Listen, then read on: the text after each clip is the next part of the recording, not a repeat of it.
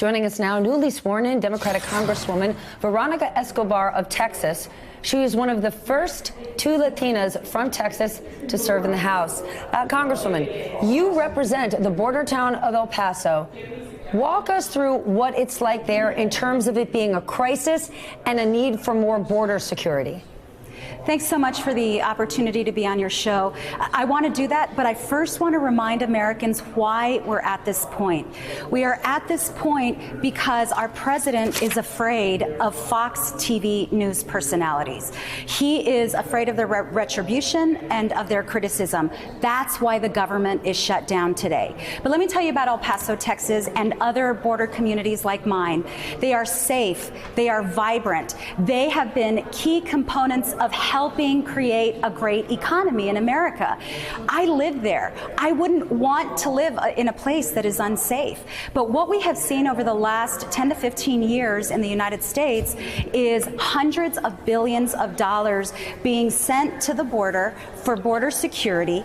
The border has never been more secure. We have a wall. In fact, the very place where Felipe Gomez, the little 8-year-old boy who died in U.S. custody, the very place where Felipe and his father crossed has a wall. We know that walls don't work and that the real challenges that we face as a country right now, challenges about migration, challenges about families, thousands of families fleeing Central America in search of refuge and asylum, those are challenges that we can face and we should face. A wall will not address that. So what is the thing that does address it? Because Donald Trump gets to keep on saying that Democrats who voted for a barrier at some point in the past now don't want to, and they've politicized it. What do you, as somebody who comes from the border, tell the rest of America about what border security needs to look like? I think we can agree that there are still hundreds of thousands of people who get apprehended at the border, so we have to do something. I think we can all agree a border needs to be secure.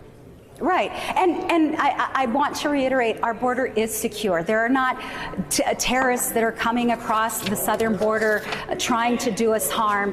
The people that are arriving at our front door are people who are fleeing violence and poverty. So number one, we've got to focus on a long-term solution for that. But Congresswoman, not all of those people are people we're going to let in. So right. Just because they're fleeing violence doesn't mean that our borders are open. We have to have secure borders.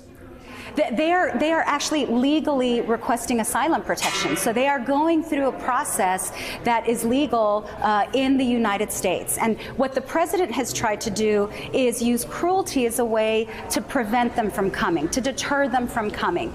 And that should not be the de facto policy of the United States. So we've got to address the large numbers of people seeking asylum legally.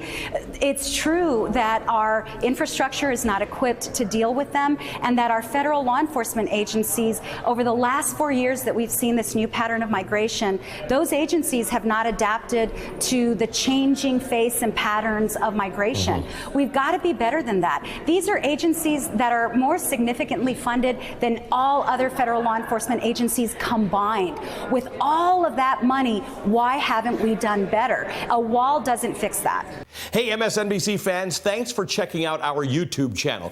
Subscribe by clicking on that button down there and click on any of the videos here to watch the latest interviews and highlights. You can get more MSNBC for free every day with our newsletters. Just visit msnbc.com/newsletters to sign up now.